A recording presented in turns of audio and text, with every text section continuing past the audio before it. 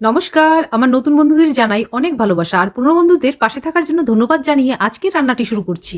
আজ মোচা দিয়ে করব একটি সম্পূর্ণ নিরামিষ সবজি। এভাবে মোচা আপনারা কে কে খেয়েছেন বা কে কে খাননি কমেন্টের মাধ্যমে আমাকে অবশ্যই জানাবেন। মোচাটা এইভাবে কেটে তেঁতুল দিয়ে সামান্য ভাপিয়ে নেব। তেঁতুল দেওয়ার কারণ মোচাটা যাতে কালো না হয়, কারণ মোচাতে প্রচুর পরিমাণে কষ থাকে। মোচার ভেতরের কলিটাকে এভাবে আমি ছুরি দিয়ে 6 ভাগে ভাগ করে নেব।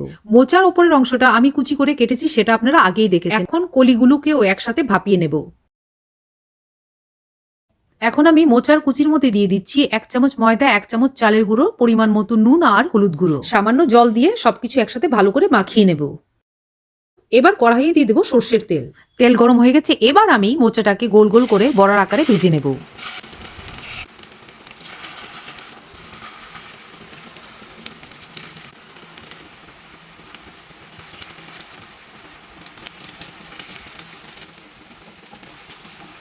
মোচার বড়াগুলোকে আমি উল্টে পাল্টে লাল লাল করে ভেজে নিয়েছি। এবার এক এক করে নামিয়ে নেব। এবার আমি মোচার কলিগুলোকে ব্যাটারে চুবিয়ে গরম তেলে ভেজে নেব।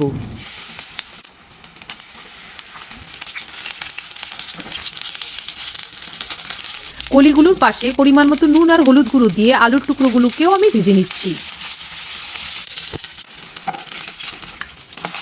ভাজাভুজি কমপ্লিট, এখন সবকিছু আমি নামিয়ে নেব।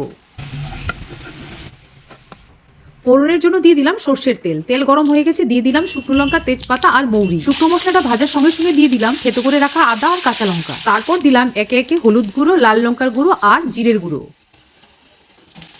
সবকিছু একসাথে মিশিয়ে দিয়ে দিলাম পরিমাণ মতো জল। সেদ্ধ হওয়ার জন্য আলুগুলোকে আমি আগেই দিয়ে দিলাম পরিমাণ মতো নুন। আলুগুলো যাতে ভালো করে সেদ্ধ হয়ে যায় তাই দিয়ে দিলাম ঢাকা। আলু সেদ্ধ হয়ে গেছে, এবার দিয়ে দেবো কয়েকটা কিশমিশ, পরিমাণ মতো চিনি, এলাচ, দারচিনি আর সামান্য ঘি। এখন মোচার কলি আর বড়াগুলোকে সার্ভিং বাউলে আমি সুন্দর করে সাজিয়ে নেব, কারণ এগুলো সেদ্ধ হওয়ার কিছু নেই, তাই আমি আলু সমেত ঝোলটা বাউলে ঢেলে দেবো। তারপর ওপর থেকে ছড়িয়ে দিলাম সামান্য ঘি। যদি মোচা আপনারা এইভাবে না খেয়ে থাকেন তাহলে অবশ্যই একবার ট্রাই করবেন। ধন্যবাদ।